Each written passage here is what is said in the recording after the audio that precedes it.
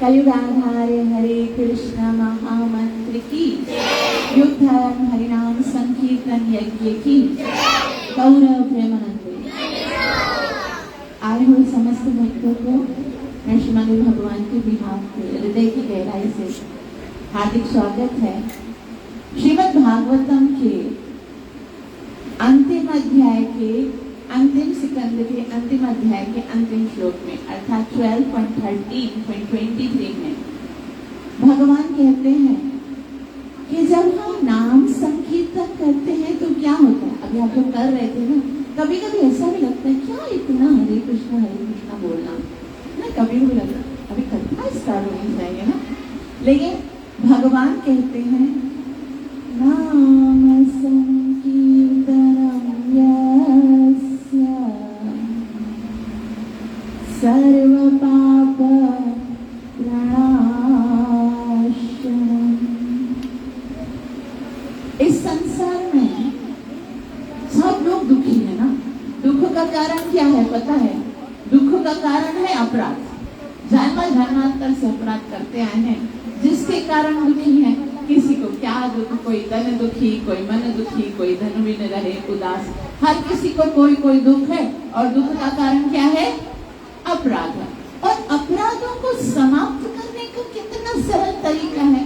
कुछ नहीं करना है, बस खाली हरिनाम उच्चारण करना है और सर्व पाप प्रणाशनम अर्थात सर्व पाप प्रणाशनम। इसका मतलब है सर्व दुख प्रणाशनम, सारे दुख भी समाप्त होंगे। तो सबसे बड़ा सौभाग्य जीव को तब लिखा है जब हम संकीर्तन यज्ञ करते हैं। और महाप्रभु तो कहते हैं कि इससे बढ़कर और कुछ है नहीं। भगवान ने कह दिया भगवत गीता में यज्ञ संकीर्तन। ये जो यज्ञ है, ये जो संकीर्तन, यज्ञानाम जप यज्ञोस्मि, कि यज्ञों में मैं जप यज्ञ हूँ। और महाप्रभु बोलते हैं कि सिर्फ जो बुद्धिमान व्यक्ति है ना वही कर सकते हैं। मतलब ये डिक्लेयर किया गया कि यहाँ पर बैठकर जो उच्चारण करते हैं ना महामंत्र का, वही बुद्धिमान है।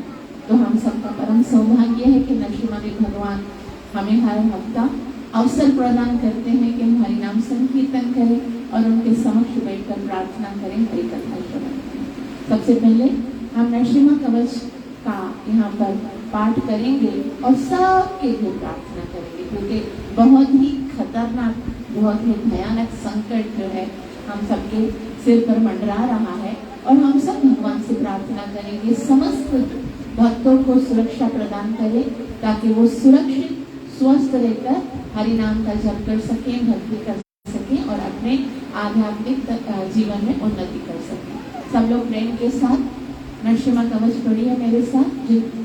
जिन भक्तों को नहीं आता है वो श्रवण कीजिए ध्यान के साथ। ओम अथ श्री प्रहलाद कृत श्री नरसिंहा कवचम नरसिंहा कवचम पक्षे प्रहलादेनोदितं पुरा सर्वरक्षाकरं पुण्यं सर्वोपद्रवनाशनं सर्वसम्पत्करं चैव स्वर्गमोक्षप्रदायकं ज्ञात्वा नरसिंहं देवेशं हेमसिंहासनस्थितं विवृतास्यं त्रिनयनं शरदिन्दुसमप्रभं लक्ष्म्यालिङ्गितवामाङ्गं विभूतिविरूपाश्रितं चतुर्भुजं कोमलाङ्गं स्वर्णकुण्डलशोभितं कुरोजशोभितोरस्कं रत्नकेयूरमुद्रितं तप्तकाञ्चनसङ्काशं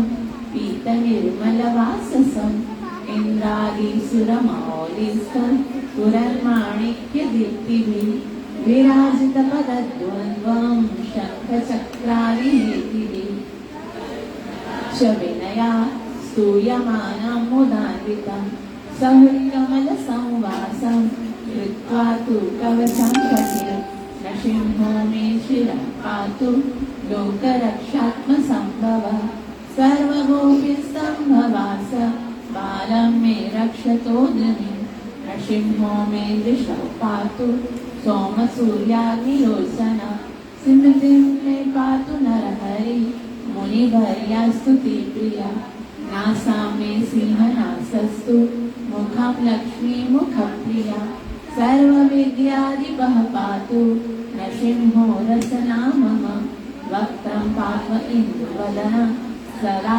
प्रह्लादवन्दिता नरसिंहा पातु मे कण्ठं स्कन्द भूभरणान्तकृत् दिव्यास्त्रशोभितभुजौ नृसिंहा पातु मे भुजौ करौ मे देववरदो नृसिंहा पातु सर्वतः हृदयं योगिसाद्यस्य निवासं पातु मे हरि मध्यं पातु हिरण्याक्ष वक्षकुक्षिविदारणं नाभिं मे पातु नरहरि स्वनाभिर्ब्रह्मसंस्तुतः ब्रह्माण्डकोटयः कट्यां यस्यासौ पातु मे कटिं तुरीयं पातु तुरीयानां मन्त्राणां गुह्यरूपदे ऊरु मनोभवः पातु जानुनी नररूपदे जङ्गे पातु धराभार हर्तायो सौन्द्रकेसरी सुरराज्यप्रदः पातु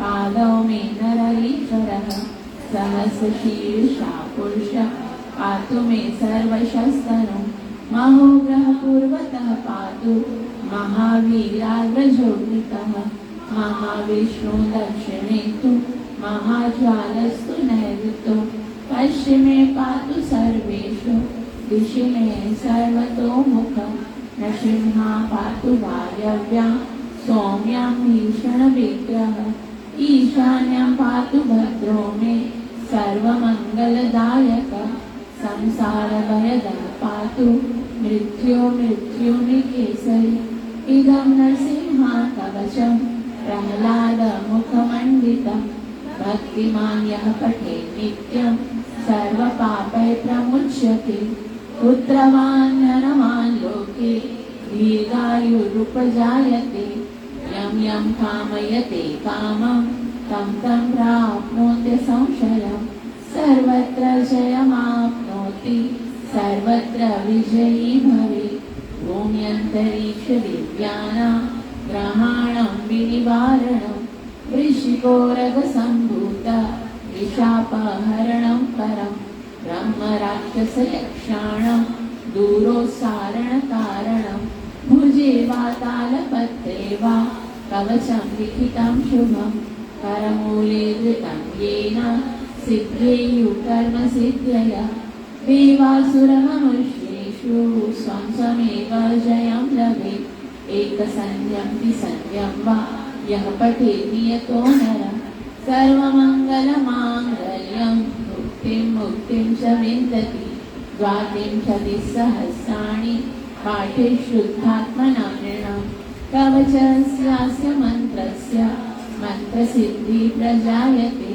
अनेन मन्त्रराज्येन कृत्वा भस्माभिमन्त्रणं तिलकं धारयेद्यस्तु तस्य ग्रहभयं हरेत् त्रिवारं जपमानस्तु दत्तं वार्याभिमन्त्रश प्राशयेयं नरं मन्त्र नृसिंहा ध्यानमाचरेत् तस्य रोगाः प्रणश्यन्ति ये च स्युः कुक्षिसम्भवः किमत्र बहुनोक्तेन नृसिंहा सदृशो भवेत् मनसा चिन्तितं यत्तु स तच्चाप्नोति संशयं गर्जन्तं गर्जयन्तं निजभुजपटलं स्फोटयन्तं हठन्तं दीप्यन्तं तापयन्तं दिविभुविदितिजं क्षेपयन्तं क्षिपन्तं क्रन्दन्तं रोषयन्तं दिशि दिशि सततं संहरन्तं हरन्तं वीक्ष्यन्तं घूर्णयन्तं करनिकरशतः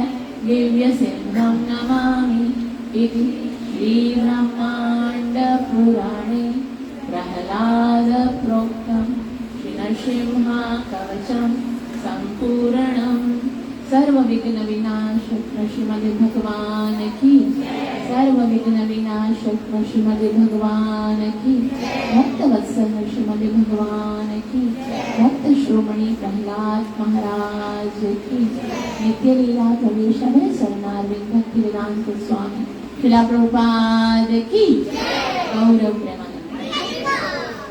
भगवत कथा में प्रवेश करने से पहले गुरु और गौरांग से कृपा की याचना करते हुए मंगलाचरण करेंगे ताकि हम जो कुछ श्रवण करने वाले हैं उसका हमें पूरा पूरा लाभ प्राप्त हो सके, जो कि है कृष्ण प्रेम की बात। ओम नमो भगवते वासुदेवाय।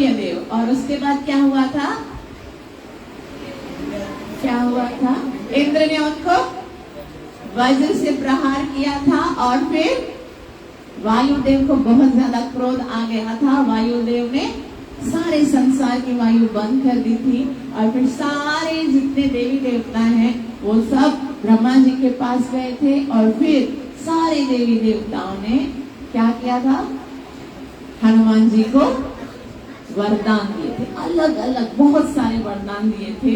और इतने सारे वरदान प्राप्त करके हनुमान जी तो वैसे ही बहुत ज्यादा शक्तिशाली हैं, लेकिन बहुत सुंदर वरदान प्राप्त करने के बाद वो और भी ज्यादा शक्तिशाली हो गए। क्योंकि अब इंद्र ने कहा मेरा वज्र तुम पर कभी असर नहीं करेगा, किसी ने बोला कि तुम पहाड़ों पर सरलता से चढ़ जाओगे, किसी ने बोला कोई शत्रु तुम्हें परास्त नहीं कर सकेगा, कोई बोला आकाश आसानी से तुम विचरण कर सकोगे। अग्नि देवता ने वरदान दिया कि तुम कभी भी अग्नि तुमको जलाएगी नहीं।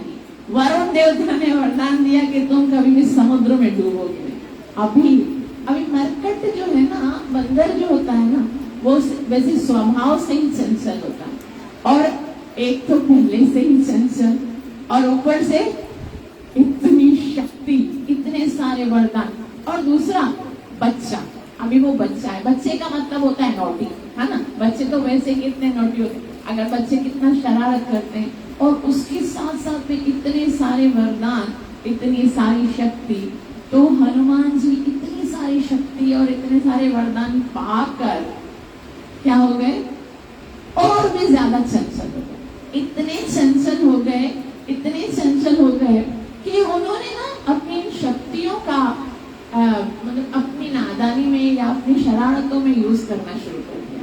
वो क्या करते थे, जब साधु संत लोग स्नान करते थे ना भगवान की सेवा करने, तो क्या करते थे, दो साधुओं की धोती आपस में बांध देते थे। अब एक निकलता तो दूसरी की धोती खुल जाती थी। अब क्या करते थे, कभी कभी किसी के पैर में जाकर बाइट कर देते थे कि भाई मैं वो मगरमच्छ आ गया। कभी कभी साधु लोग है ना समाधि लगा के यहाँ पर बैठ के हवन की यज्ञ करते थे, आहुति डालते थे, तो उनका यज्ञ कहीं और जगह पे चला जाता था। वो आंखें खोलते थे तो आहुति डाल रहा हूँ, आहुति का। तो कभी कभी उस साधु को यज्ञ वहीं पर होता, साधु को उठा के किसी दूसरी जगह पे आकर, पता ही नहीं चलता था।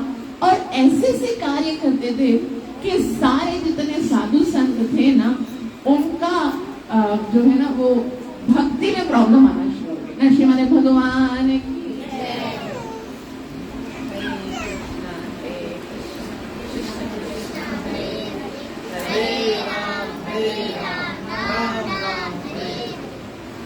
तो सारे संतों ने, ऋषि मुनियों ने बोला कि ये इतना ज्यादा, एक तो वानर है, अभी वानर क्या, थोड़ा सा वैसे ही उसकी बुद्धि भी ऐसी होती है।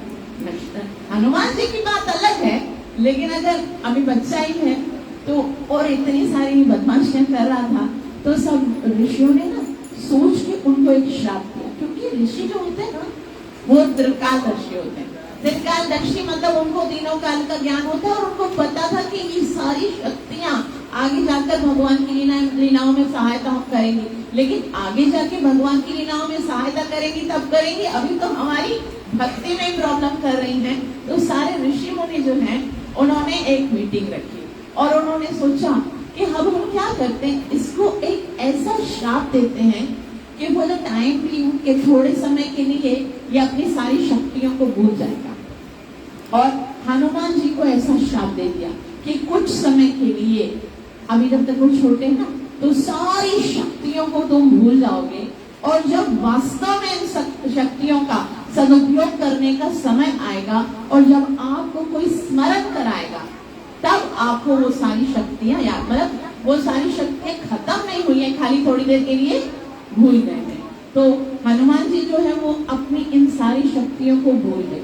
अब क्या हुआ, जैसे पंपा सरोवर से शबरी माता से पूछा था उन्होंने कि अब हम कहाँ जाएं, सीता को कहाँ खोजें, तो शबरी माता ने उन्हें पता बताया था कि यहाँ से थोड़ा दूर एक सुग्रीव जी रहते हैं, वहां पर ऋषिमुख पर्वत है, किष्किंधा नगरी में ऋषिमुख पर्वत में सुग्रीव जी अपने मंत्रियों के साथ रहते हैं। तो क्या श्री राम और लक्ष्मण सीता जी को खोजते खोजते खोजते किष्किंधा नगरी में पहुंचे, और वहां पर क्या सुग्रीव जी जो है वो छुप कर रहते थे। एक बहुत विशाल पर्वत था ऋषिमुख पर्वत, उसके ऊपर छुप कर रहते थे, और वो जो भी इधर से कोई आता जाता था ना, उसको देखते थे तो भयभीत हो जाते थे। अभी उन्होंने देखा कि दो इतने सुंदर जो है ना वनवासी का वेश धारण करके, तीर धनुष और सब उनके हाथ में वो आ रहे हैं, तो वो बहुत ज्यादा भयभीत हो गए। उन्होंने सोचा कहीं भाली तो नहीं आया है, कहीं भाली ने अपने गुप्तचर तो नहीं भेजे हैं, कहीं ऐसा तो नहीं है कि हमें यहाँ से भी भगाने के लिए अपने गुप्तचरों को या फिर किसी को हमारे भेद जानने के लिए तो नहीं यहाँ पर भेजा। तो बहुत ज्यादा परेशान हो गए और इतने ज्यादा परेशान होकर वो तुरंत ही हनुमान जी के पास गए। हनुमान जी सुग्रीव जी के पास रहते थे। अच्छा, यहाँ पर ये प्रश्न उठता है कि हनुमान जी सुग्रीव जी के पास क्यों रहते थे ना, वो तो इतने शक्तिशाली भी थे, तो उनके पास रहने का क्या कारण है कि जब हनुमान जी अपनी सारी शक्तियों को भूल गए, अब वो साधारण जैसे साधारण बच्चे वैसे थे, तो साधारणतः बच्चे क्या करते थे, बच्चों को क्या होता है जब 5 साल की उम्र में होते तो कहाँ जाना होता है, गुरुकुल जाना होता है। तो हनुमान जी अपने लिए एक है ना गुरु ढूंढ रहे थे कि मुझे अब शिक्षा प्राप्त करनी है, तो मैं किसके पास से शिक्षा प्राप्त करूं। पता नहीं हनुमान जी को ना सूर्यदेव में बहुत आकर्षण था, और आपको पता है सूर्यदेव के पास बहुत ज्ञान है। सूर्यदेव जो है वो बहुत ज्यादा ज्ञानी है, परम ज्ञानी है, और भगवान जो कहते हैं ये मेरे शिष्य हैं। अब जाहिर सी बात है जिनके गुरु साक्षात त्रिलोकी के नाथ भगवान श्री कृष्ण, भगवान Shri Krishna Shrimad Bhagavad Gita chapter number 4 verse number 1 में कहते हैं, एवं विवस्वते योगम प्रोक्तवानहम् अव्ययम् विवस्वान् विप्राहु मनोरीक्षवा कवे कवि। हे अर्जुन, ये जो ज्ञान मैं तुम्हें दे रहा हूँ, सृष्टि के प्रारंभ में मैंने ये विवस्वान सूर्यदेव को दिया था। अर्थात प्रथम शिष्य भगवान के भगवद गीता के कौन है? आज हम देखें थोड़ा बहुत जिसको भगवद गीता का ज्ञान होता है तो वो भी कितना बड़ा ज्ञानी है, और जिन्होंने साक्षात भगवान के मुख से भगवद गीता श्रवण की होगी वो कितने बड़े ज्ञानी होंगे, और भगवान ने डायरेक्ट उनको शिक्षा दी। और आपको पता है सूर्यदेव जो है वो परम वैष्णव है, भगवान के शिष्य हैं डायरेक्ट। तो हमको रोजाना सूर्य प्रणाम करना चाहिए। सूर्य प्रणाम करने से हमको बहुत शक्ति मिलती है, ऊर्जा मिलती है, और हमारी बुद्धि भी बहुत तीक्ष्ण हो जाती है। इसलिए सूर्य देव को प्रणाम करना चाहिए, उनसे आशीर्वाद देना चाहिए कि आप तो भगवान के डायरेक्ट शिष्य हो, तो आप हमें आशीर्वाद दीजिए कि हमें भी, जब भी आप प्रणाम करते हो ना, तो फिर जो हम शास्त्र वगैरह पढ़ते हैं ना, तो वो हमें अच्छे से समझ में आता है। तो फिर क्या हुआ, सूर्य देव को देखकर उन्होंने कहा ये तो कितने ज्ञानी है। अब गुरु ऐसा नहीं चुनना चाहिए जो भगवान का डायरेक्ट से शिष्य हो, और अगर भगवान का शिष्य नहीं तो परंपरा से आया हुआ होना चाहिए। ऐसे हम लोग कभी कभी दीक्षा लेने के बारे में सोचते हैं, और हम सोचते हैं हमको दीक्षा किससे लेनी चाहिए, है ना। अक्सर लोग के माइंड में होता है कि दीक्षा किससे लें, तो यहाँ से हमें सीखना चाहिए डायरेक्ट जो भगवान से परंपरा प्रारंभ हुई हो ना, वहीं से दीक्षा लेनी चाहिए। और डायरेक्ट भगवान से कितनी परंपरा प्रारंभ हुई है? 4 परंपरा प्रारंभ हुई है। भगवान विष्णु ने डायरेक्ट से किसको ज्ञान दिया? श्री अपनी पत्नी लक्ष्मी को ज्ञान दिया। उससे कौन सी परंपरा प्राप्त हुई? श्री संप्रदाय। और भगवान ने स्वयं किसको ज्ञान दिया? रुद्र जी को। उससे कौन सी परंपरा स्टार्ट हुई? रुद्र संप्रदाय। भगवान ने चतुष कुमार को ज्ञान दिया, उससे कौन सी परंपरा प्रारंभ हुई? कुमार संप्रदाय। और भगवान ने ब्रह्मा जी को ज्ञान दिया, उससे स्टार्ट हुई है ब्रह्म संप्रदाय। तो ये 4 संप्रदाय ऑथेंटिक वैष्णव संप्रदाय हैं। इनके अनुगत्य में यदि हम दीक्षा प्राप्त करते हैं तो ही हम वास्तविक ज्ञान प्राप्त कर सकते हैं। और हमारा परम सौभाग्य है कि नित्य लीला प्रवेश शरणार्थ ऐसी भक्ति वेदांत स्वामी ब्रह्मा नारद गौड़ीय संप्रदाय में हमारे गुरु महाराज जो कि उनकी संप्रदाय में हम हैं। तो ये जो श्रील प्रभुपाद जी की संप्रदाय है वो एकदम ऑथेंटिक है। तो हमें वहीं से अगर हम दीक्षा प्राप्त करते हैं तो हमको वास्तविक ज्ञान प्राप्त होता है। तो यहाँ पर हनुमान जी ने सोचा कि मुझे वहीं से जाकर जो भगवान के शिष्य हैं उन्हीं से जाकर शिक्षा प्राप्त करनी चाहिए। तो हनुमान जी उड़कर चले गए कहाँ पर? सूर्यदेव के पास, और बोला मैं आपका शिष्य बनना चाहता हूँ, कृपा करके मुझे अपना शिष्य बनाइए और मेरा गुरु बनना स्वीकार कीजिए। सूर्यदेव उसको देख रहे हैं और बोल रहे हैं कि मैं तुमको शिष्य स्वीकार करूं? अच्छा पढ़ाने के लिए तो समय चाहिए होगा ना, मेरे पास तो टाइम ही नहीं है। मेरा तो रथ एक कदम चलता रहता है कंटिन्यूस। मुझे ना अपने मैं एक सेकंड के लिए रुकता नहीं हूँ, मैं कंटिन्यूस। और वैसे भी तुम पढ़ोगे कहाँ पर? मेरे पास कोई क्लासरूम तो है नहीं, पढ़ने के लिए तो स्पेस चाहिए ना। और सूर्य देव के तो मेरा जो पूरा लोक है उसमें 60,000 वालकल्य ऋषि जो हैं वो कंटिन्यूस बैठे हुए हैं, वो तपस्या कर रहे होते हैं, ग्रह और ये सब कर रहे होते हैं। तो तुम्हारे लिए तो स्थान ही नहीं है, ना तो क्लासरूम है ना तो टीचर के पास टाइम है, तो पढ़ोगे कैसे? तो हनुमान जी ने कहा मुझे बस आप खाली यस बोलो, बाकी सारा प्रबंध मैं खुद करूंगा। आप खाली बोलो कि मैं करने के लिए तैयार। पूरा पढ़ोगे कैसे? मैं तो कंटिन्यूस ऐसे चलता हूँ, बिल्कुल रुकता नहीं हूँ। मेरा जो रथ है वो चलता है। तो अगर तुम मेरे साथ चलोगे भी तो भी ऐसे करके कैसे सुनोगे? क्योंकि आप भी उड़ोगे, मैं भी। तो बोला मैं ऐसे करूंगा, देखो आप ऐसे आओगे ना, मैं आपके साथ ऐसे पीछे पीछे आऊंगा, मतलब मैं ऐसे फ्लाई करूंगा अपोजिट डायरेक्शन में। ऐसे हनुमान जी ऐसे ऐसे, आप हनुमान जी है ना वो ऐसे, सूर्य का रथ ऐसे आएगा, हनुमान जी ऐसे ऐसे ऐसे, और कंटिन्यूअस सारे वेदों की शिक्षा हनुमान जी ने ऐसे दी। देखो पवन सुत हनुमान की, या तो उनका अपना स्टाइल है, भगवान के दास हैं, डायरेक्ट से।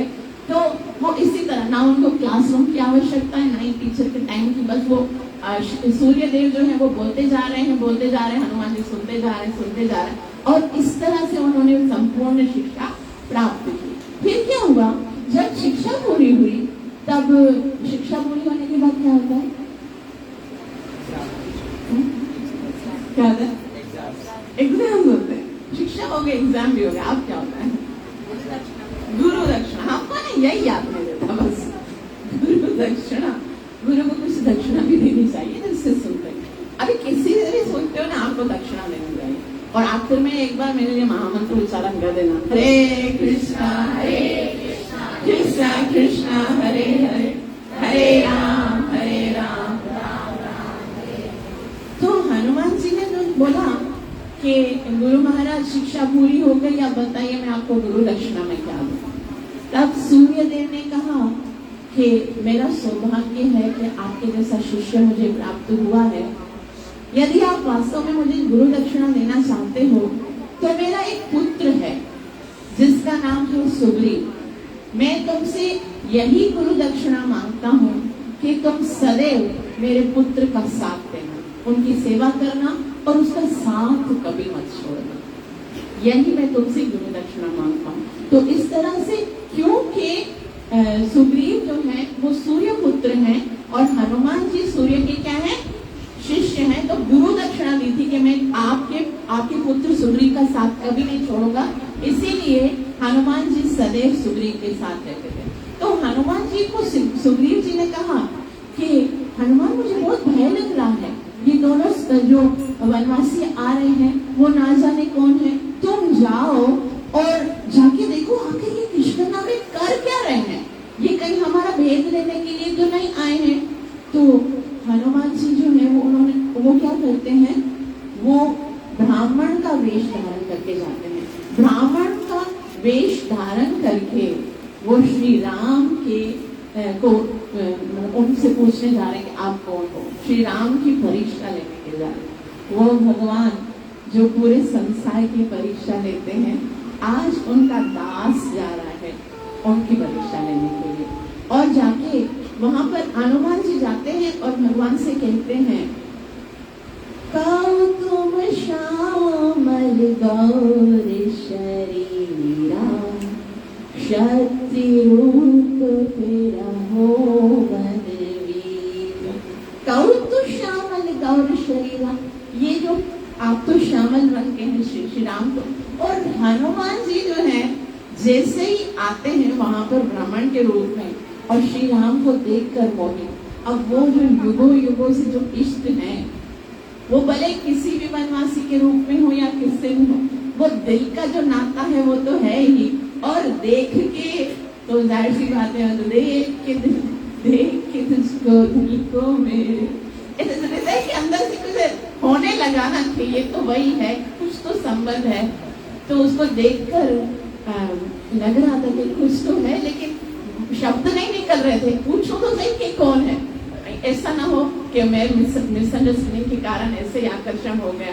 तो बोला आप इतने सुंदर श्याम वर्ण के हो, ये गौर वर्ण के हैं, आप क्षत्रिय रूप जैसे लगते हो, आप बताओ अपना परिचय दो कि आप कौन हो और यहाँ वन में क्या कर रहे हो।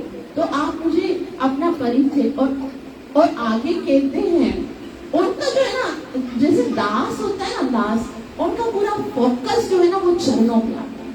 हनुमान जी जो है पहले मुख को देखते हैं और डायरेक्ट से चरण में लगे जाते हैं, ये ऑटोमेटिकली है। चरण के ऊपर जो है ना वो हमारा जो दास भाव होता है ना, खुद को खुद चरण पे दृष्टि जाती है और कहने लगे कठिन भूमि कोमल परगामी, कवन हेतु विचरित वन स्वामी। ए मेरे स्वामी, आपके चरण तो कितने कोमल से हैं, इतने कोमल चरणों को इतनी कठिन भूमि पर आप लेके आ रहे हो, आखिर आपको ऐसा क्या कार्य है कि आप इतने घनघोर, इतने कठोर, इतने कंटीले पथरीले वन में अपने इतने कोमल चरणों को लेके आ रहे हो। उनको दुख हो रहा था, देखो खुद अभी परिचय हुआ नहीं है और हृदय के अंदर प्रेम है, तो खुद ब खुद उनको दुख हो रहा है कि श्री राम जो है वो इस कंटीली जो भूमि है उसको क्यों चलते। तो भक्त के अंदर है ना भगवान के प्रति स्वतः स्नेह है। अब ऐसे ही लगता है, हालांकि भगवान को जरूरत नहीं होती है, भगवान को लीला करते हैं, भगवान को क्या जरूरत होती है, भोजन खिलाओ, भगवान को स्नान कराओ, भगवान से ये सेवा, भगवान को जरूरत नहीं होती है। भक्त का हृदय का जो प्रेम होता है ना, वो जो फिक्र होती है ना भक्त की, वो भगवान की सेवा करवाती है, वो खुद ब खुद उसके अंदर होती है। इसीलिए अगर एक दिन भोग नहीं लगता है, कहीं हम लोग बाहर होते हैं तो हमको कितनी चिंता होती है कि आज मेरे ठाकुर जी को भोग नहीं लगा। वो त्रिलोकी के नाम से सारे संसार को पहुंचाते हैं, कीड़ी से लेकर हाथी तक सबको खिलाने पिलाने का जिम्मा उसका है, लेकिन फिर भी भक्त को उसकी चिंता रहती है। और फिर भगवान ने कहा ये यथा माम प्रपद्यन्ते तथा भजामि, तुमको मेरी चिंता है तो मुझे तुम्हारी चिंता है। भक्त को ना अपनी फिक्र ही नहीं होती है, क्योंकि उसको पता है मेरी फिक्र करने वाला बैठा है ना, तो मुझे फिक्र करने की जरूरत नहीं है। हनुमान जी भगवान के चरणों को देखकर चिंतित हो रहे हैं और कह रहे स्वामी आप यहाँ पर क्यों विचरण कर रहे हो, बताइए आप कौन हो। आपको देखकर मुझे लग रहा है कि शायद आप 3 महादेवों में से दो, ब्रह्मा विष्णु और महेश में से दो की जोड़ी आप यहाँ पर हो, किसी को क्यों छोड़ के आए हो। या मुझे ये बताओ कहीं आप साक्षात भगवान तो नहीं हो कहीं, और ऐसे पूछ रहे हैं। आप मुझे बताओ भगवान के कोई नया अवतार तो नहीं लिया है भगवान ने। अब मुझे समझ में नहीं आ रहा आप कौन हो, आप अपना परिचय दो। मेरा मन बिल्कुल हो रहा है, आज तक मेरा मन इतना विचलित नहीं हुआ किसी को देखकर। आपके विषय में जानने के लिए मेरा मन आतुर हो रहा है, कृपा करके मुझे बताइए, अपना परिचय दे, मैं आपके विषय में जानना चाहता हूँ।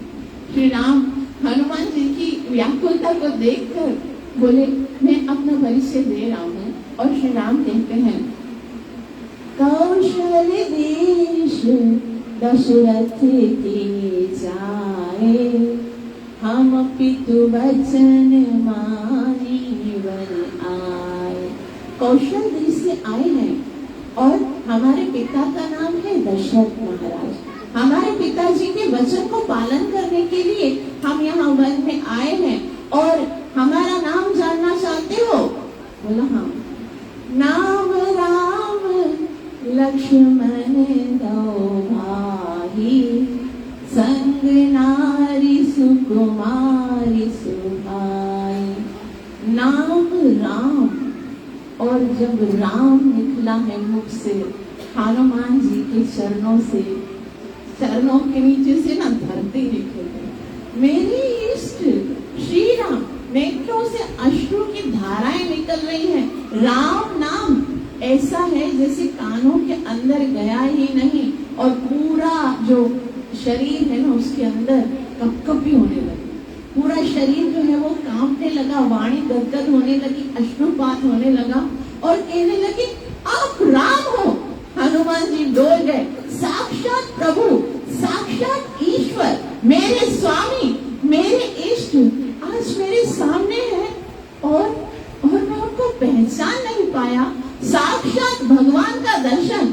हनुमान जी तो समझ में नहीं आ रहा था, बोले पहले तो अपना कपट रूप त्याग किया। जैसे भगवान के सामने आओ ना, जैसे हो ना वैसे आओ। भगवान के सामने कोई कपट नहीं, पूरा बताओ कि मेरे अंदर ये सारे अवगुण हैं, मैं वानर हूँ, मैं क्या हूँ, मैं ये हूँ। तो पहले बता दिया भाई मैं ब्राह्मण नहीं हूँ, मैं कौन हूँ, मैं तो मरकर, मैं तो ब्राह्मण हूँ। तो अपना ब्राह्मण का जो रूप है ना वो त्याग दिया और अपने वास्तविक स्वरूप में आ गए। और क्योंकि वो जान गए कि जो मेरे सामने खड़े हैं वो कोई साधारण पुरुष नहीं है, इस पृथ्वी का भार दूर करने के लिए और दुष्टों का विनाश करने के लिए, धर्म की स्थापना करने के लिए और अनंत कोटि ब्रह्मांड के अधिपति हमारे इष्ट मेरे स्वामी ब्रह्मांड के अधिपति, जिन्हें मैं रात दिन हृदय में स्मरण करता रहता हूँ, साक्षात वही भगवान आज मेरे सामने खड़े हैं। इतना देखकर हनुमान जी भगवान श्री राम के चरणों में गिर गए, आंखों से अश्रुओं से भगवान श्री राम के चरण को धुला दिया। हे प्रभु, आप ही की दया, आज मैं आपके दर्शन कर रहा हूँ। मैंने पूरा जीवन आपकी प्रतीक्षा की है और आज आप आए हैं तो इस स्वरूप में कि मैं आपको जान भी नहीं सका, आपको पहचान भी नहीं सका। आप तो सारे संसार की परीक्षा लेते हो और आज मैं आपकी परीक्षा लेने के लिए आ गया। मुझे क्षमा कर दीजिए, मैंने बहुत बड़ा अपराध किया है, मैं आपका दास हूँ, मैं आपका सेवक हूँ। तब भगवान श्री राम ने हनुमान जी को ऊपर उठाया चरणों से और उनको प्रेम से कहने लगे, नहीं, आपका स्थान मेरे चरणों में नहीं, मेरे हृदय में है। और ऐसा कहकर श्री राम ने हनुमान जी को इतना प्रेम से आलिंगन किया कि हनुमान जी जन्म जन्मांतर से जो उनकी प्यास थी भगवान से मिलने की, ऐसा मानो ऐसा लग रहा था कि वो प्रेम जो कि ना जाने कितने समय से अपने प्रीतम को ढूंढ रहा था, वो प्रेम आज पूर्ण हो रहा है। अनेक दिनों से बिछड़े हुए दो प्रेमी आज दोनों आपस में मिल रहे हैं और भगवान और भक्त आपस में आलिंगन कर रहे हैं। भगवान श्री राम का जी नहीं भर रहा है हनुमान को प्रेम करने से और हनुमान की इच्छा नहीं हो रही है भगवान से दूर रहने की। वो श्यावर रामचंद्र भगवान की, पवन सुत हनुमान की। तो इतनी देर तक, क्योंकि भगवान जानते थे कि ये साक्षात महादेव शिव के अंश अवतार 11वें रुद्र हैं और श्री हनुमान जी तो शुरू से ही श्री राम के दास हैं, तो इतना प्रेम करने के उपरांत और फिर हनुमान जी को जब बाहर आलिंगन खत्म हुआ, पूरा हुआ, तो हनुमान जी से श्री राम एक प्रश्न पूछते हैं और हनुमान जी से पूछते हैं, अच्छा आपने तो अपना परिचय दिया नहीं कि आप कौन हो, आप तो मेरा परिचय सुन के ही बस ब्लैंक हो गए, आप मुझे तो बताओ कि आप कौन हो। जब ऐसा सुना है तब तो हनुमान जी जो है वो इतना जोर जोर से रोने लगे और कहने लगे, बस प्रभु, बस अब आप मेरी परीक्षा ले रहे हैं क्या? मैं तो माया के वशीभूत साधारण जीव हूँ, जिसके कारण मैं आपको नहीं पहचान पाया, परंतु आप अपने इस दास को नहीं पहचानते। आप मुझसे मेरा परिचय पूछ रहे हो, मुझे बताना पड़ेगा कि मैं कौन हूँ। क्या आप अपने इस दास को पहचाने नहीं है?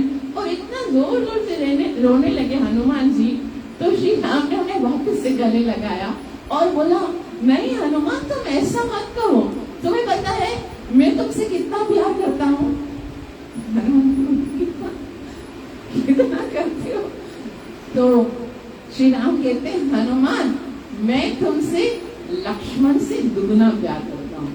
इधर लक्ष्मण जी खड़े, लक्ष्मण जी अनंत शेष क्या सोच रहे होंगे, क्या 14 साल से वन भटक रहा हूं मैं इनके साथ और इतनी सारी तपस्या करी है मैंने, रात दिन जाग रहा हूं मैं इनके लिए और इनके साथ चलने के लिए मैंने अपना राज्य छोड़ा, अपनी पत्नी छोड़ी, अपना सारा सुख छोड़ा और ये आज मिला है।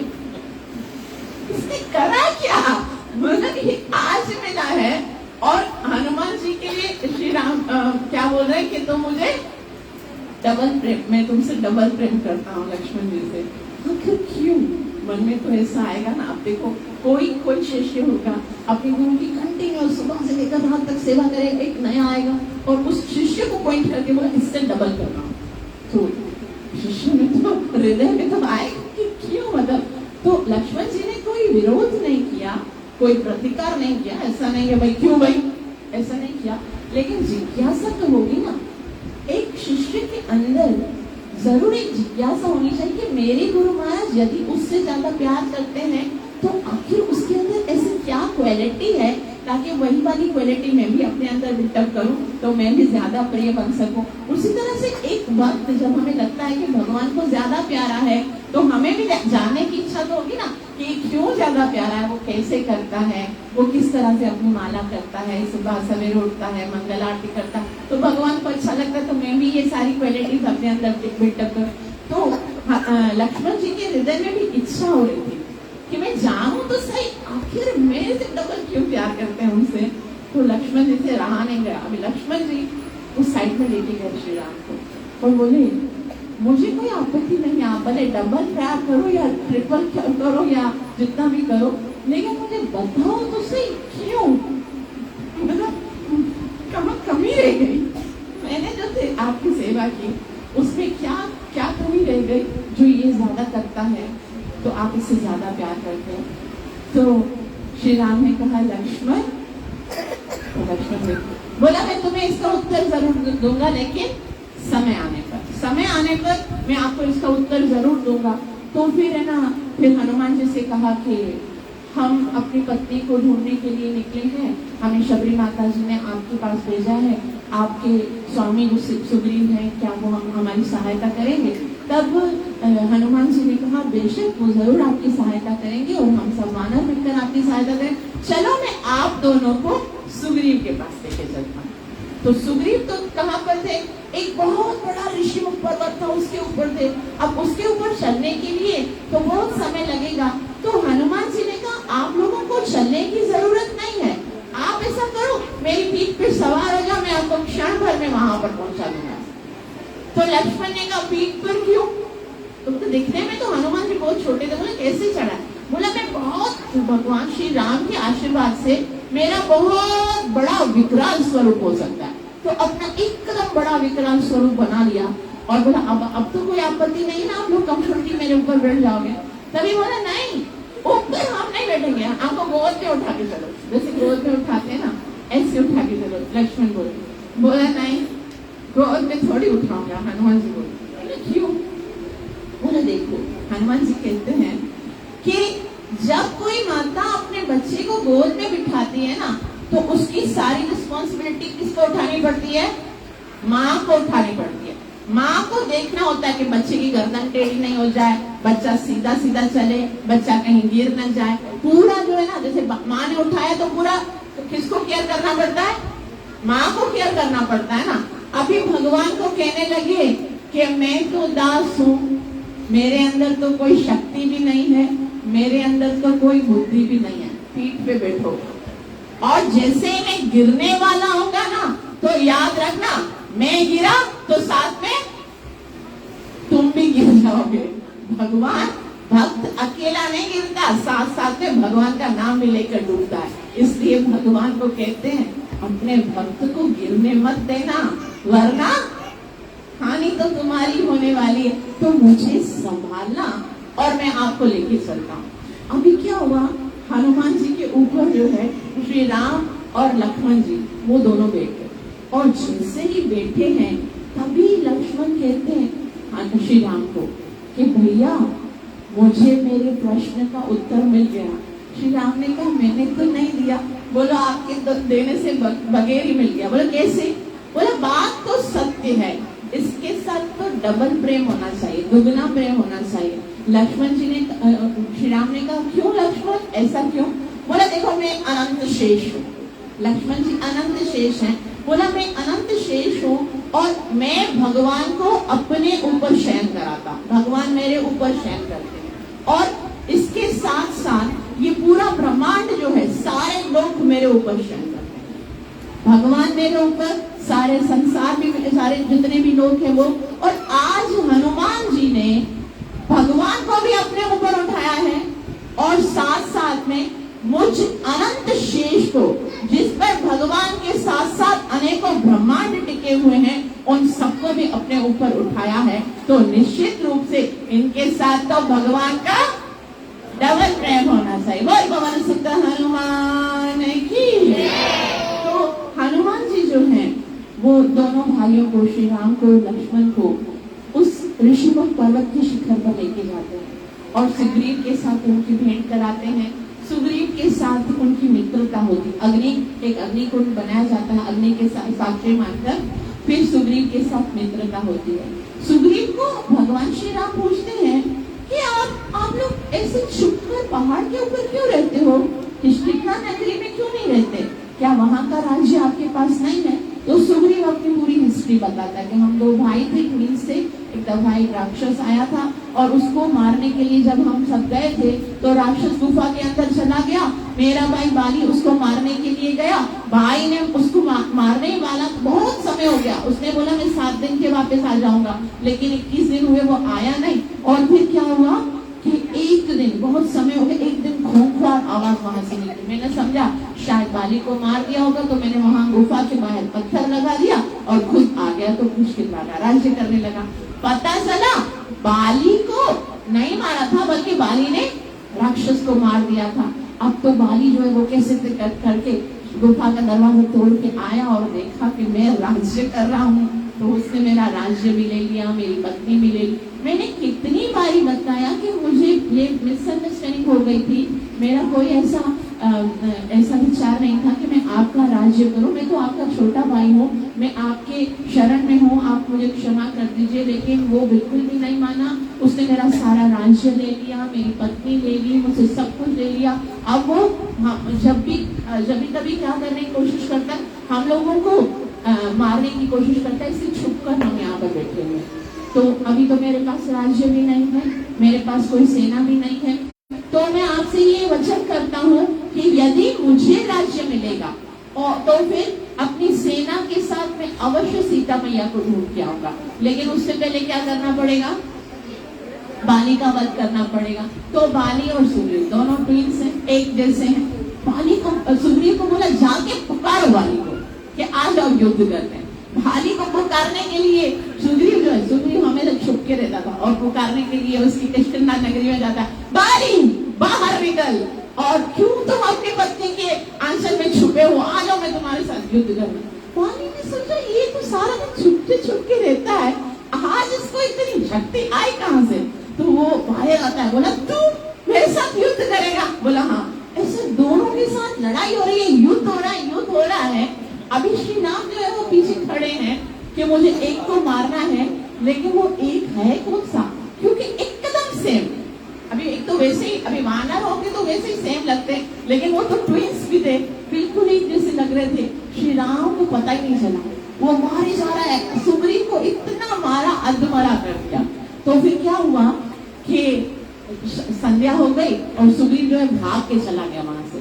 सुग्रीव ने श्री राम को इतना सुनाया, बोला मैंने आपको पहले बोला था बाली बहुत शक्तिशाली है, मैं छुप के रह रहा था, आपने मुझे बोला लड़ाई करो, लड़ाई की तो तुमने मुझे बचाया भी नहीं, अभी बचाया नहीं, देखो मेरा क्या हाल हो गया। तो बचाना चाहिए था ना, या तो तुम मुझे भेजते ही नहीं। रवि श्री राम ने कहा नहीं ऐसी बात नहीं है, मैं मारने के लिए तो मार देता, लेकिन मुझे समझ में नहीं आ रहा था कि उसमें से सुग्रीव कौन सा है, बाली कौन सा है। अभी इसी के कारण मैंने नहीं मारा। अभी तुम ऐसा करो, मैं तुमको एक हार पहनाता हूँ फूलों का, अपना वाला हार पहना दिया। बोला अब तुम जाके उसको, नहीं बोला नहीं भाई वापस मेरी मम्मा होता ही है, मैं उसको बुलाऊंगा। बोले तुम जाओ एक बार वापस से करो। तो वापस से है ना वो पुकारता है कि बाली बाहर निकल। बाली बोलते पागल हो गया है, कल तो लड़ाई में हार गया और आज वापस से बुला रहा है। तो ऐसे वापस युद्ध होता है, श्री राम जो है वो बाली को मार देते। तो कुछ लोग ऐसे कहते हैं, कहीं पर शास्त्र प्रमाण तो मेरे पास नहीं है, कि ये बाली जो है वही शिकारी है जिन्होंने भगवान श्री कृष्ण के पैर में तीर मारा था। तो वही जो है ना उनका यहाँ पर वध किया है भगवान ने, या कुछ किस तरह से बोलते हैं तो। लेकिन यहाँ पर इतना तो है, इतनी बात तो समझ नहीं है कि यदि हम भगवान से मित्रता करेंगे ना, तो जो भगवान के साथ मित्रता करता है तो भगवान का जो मित्र है वो भगवान का मित्र है, और जो मित्र का शत्रु है वो भगवान का भी शत्रु है। भगवान ने सोचा भी नहीं, उसको मार दिया। वो भगवान है लेकिन बोला नहीं, मेरे मित्र का शत्रु है तो मेरा भी। ऐसे होते ना, जैसे भाई लोग होते ना, ऐसे बताया जाता है कि जो भाई लोग होते ना, उसको खाली पता चले कि हमारी गैंग में किसी के साथ लड़ाई हुई है किसी की, वो कभी नहीं सोचते हैं कि उसने क्या किया था। वो बस हमारी टीम के व्यक्ति को मारा ना, तो ऐसे मारेंगे उसको, ऐसे मारेंगे, अधमरा कर देंगे। वो पूछेगा, बोले मुझे क्यों मारो? बोला नहीं, तुमने हमारी गैंग के व्यक्ति को कष्ट पहुंचा ना, तो उसको मारना शुरू कर दिया। ठीक है, फिर जब उसको मार के उसको सारा उसका खत्म करके फिर उसको बोले, हाँ भाई क्या हुआ था? फिर बात है, मुझसे हुआ क्या था? तो ऐसे ही है भगवान जो है ना, वो प्लेयर है, गैम्बलर है पूरे। पता है उसको कि मेरी टीम के सारे जितने भी लोग हैं ना, उनकी सुरक्षा करने की जिम्मेवारी मेरी है। सामने भले कोई भी हो, आप बस उसकी टीम में आ जाओ, फिर आप सुरक्षित हो, प्रोटेक्टेड हो कि भाई कृष्ण मैं तुम्हारा हूँ। एक बार कह दो कि मैं तुम्हारा हूँ, फिर जब वो अपनाते हैं ना, फिर वो कभी भी हमारी हानि होने नहीं देते, कभी भी हमारा नुकसान। आपके जीवन में कितने आए होंगे मित्र बन के, कितने चले गए होंगे, कितनों ने आपको स्वीकार किया होगा, कितने छोड़ के चले होंगे। एक बार उसको अपना के देख लो, वो कभी नहीं बिछड़ता, वो कभी नहीं छोड़ता, वो रोता हुआ कभी नहीं छोड़ता, बल्कि हमारे जीवन के सारे आंसू खुद दे लेता है और हमारे जीवन में मुस्कुराहट दिखा है। वो श्री कृष्ण कन्हैया लाल भगवान की। तो बाली की जैसे मृत्यु हुई तो मरते मरते बाली जो है वो भगवान श्री राम को प्रणाम करता है और कहता है, ये तो मेरा बहुत बड़ा सौभाग्य है, आज मैं आपको जान गया हूँ, क्योंकि मुझे कोई साधारण व्यक्ति मार नहीं सकता। आप तो त्रिलोकी के नाथ हो और भगवान के हाथों मरना उससे बड़ा सौभाग्य और क्या हो सकता है। मेरे जीवन का बहुत बड़ा दुर्भाग्य था कि मैं आपकी शरण में नहीं आया, मैंने आपकी शरणागति स्वीकार नहीं की। लेकिन जो मेरा पुत्र है ना, वो बहुत शक्तिशाली है। मैं आपसे यही प्रार्थना करता हूँ कि आप मेरे पुत्र को अपनी सेवा में ले लो। मैंने तो नहीं कर पाया, मैंने तो सारी जिंदगी अपराध किए, नहीं कर पाया, लेकिन मेरे पुत्र को अपनी सेवा में ले लो। वो बहुत शक्तिशाली है, वो आपकी बहुत अच्छे से सेवा करे। तो यहाँ से हमें ये सीख लेनी चाहिए कि बाप ने अपना जीवन भले ही कितना बेकार गुजारा हो, खाकर, वाइन पी के, शराब पी के, नॉनवेज खा के, लेकिन एकदम इतना तो करो बाली की तरह कि अपने बच्चों को भगवान की शरण में भेजो। जाओ भाई नरसिम्हा देव भगवान की शरण में जाओ, वहां पर बैठ के कथा सुनो, भगवान का नाम लो, अपने जीवन को सफल करो। मेरा तो बेड़ा गर्क हो गया, कम से कम तुम तो बच जाओ। तो अपने संतान को तो कम से कम सुरक्षित रखो। तो बाली ने हमारे लिए बहुत अच्छी स्ट्रेटेजी की है कि एटलीस्ट हमारी संतान को सुरक्षित रखना है। अपनी जो न्यू जनरेशन है उसको भगवान की शरण में ले देना है। उसके बाद सुग्रीव का जो है वो राज्याभिषेक होता है और अंगद को युवराज बनाया जाता है। और उसके बाद क्या होता है कि जब राज्याभिषेक हो गया, सुग्रीव को राज्य मिल गया और बहुत धन मिल गया, तो वो भूल गया कि मैंने कोई वचन भी दिया। उसको याद ही नहीं आया कि अब नेक्स्ट मिशन मुझे करना है। क्या काम करना था? सीता जी की खोज करने के लिए। तो वो सोच ही नहीं रहा था। अब क्या हुआ, चातुर्मास आ गया। चातुर्मास में वर्षा होने के कारण तो श्री राम भी उधर और वहां पर सीता मैया, अब तो कुछ हो नहीं सकता। चातुर्मास में सब कुछ बंद। तो श्री राम ने सोचा ठीक है, चातुर्मास खत्म हो जाएगा, उसके बाद शायद ये लोग शुरू करेंगे। चातुर्मास भी खत्म हो गया, लेकिन उन्होंने कोई भी प्लानिंग की नहीं कि अभी कैसे सीता मैया को लेके आए। तभी श्री राम जो है वो लक्ष्मण की ओर, लक्ष्मण तो पहले से ही क्रोधित थे, भैया आप मुझे आज्ञा दीजिए, ऐसे बार बार बोलते थे, हरे कृष्णा कृष्णा कृष्णा हरे राम राम राम हरे। तो श्री राम जी जो है वो लक्ष्मण से कहते हैं, जाइए सुग्रीव को अपना प्रॉमिस याद कराइए। और फिर लक्ष्मण जी जो है वो उनको अपना प्रॉमिस याद कराने के लिए जाते हैं। उसके बाद क्या होता है वो हम अगली कथा में पढ़ेंगे। और आज बहुत समय लेट हो गया है, आइंदा से जो है यहाँ पर 9:30 बजे कथा वाइंड अप हो जाएगी। 8 बजे स्टार्ट करेंगे, 8 से 8:30 कीर्तन होगा, 8:30 बजे से लेकर 9:30 बजे तक कथा होगी। ठीक है, आप सबसे विनम्र प्रार्थना है कि आप लोग समय पे आइएगा और मेरे लिए भी प्रार्थना कीजिएगा कि मैं भी समय पे आ सकूं। आप सबका बहुत बहुत आभार जो इतना प्रेम से श्रवण किया। कृपया मुझे आशीर्वाद दीजिए कि मैं अपनी सेवा और साधना को अच्छे से कर सकूं। हरे कृष्णा कृष्णा कृष्णा हरे हरे, हरे राम राम राम हरे हरे, हरे कृष्णा कृष्णा कृष्णा हरे हरे, हरे राम राम राम हरे हरे, हरे कृष्णा कृष्णा कृष्णा हरे हरे, हरे राम राम हरे हरे। कलयुगाधार हरे कृष्ण महामंत्र की जय, हरि नाम संकीर्तन की जय, रावण रामचंद्र भगवान की जय।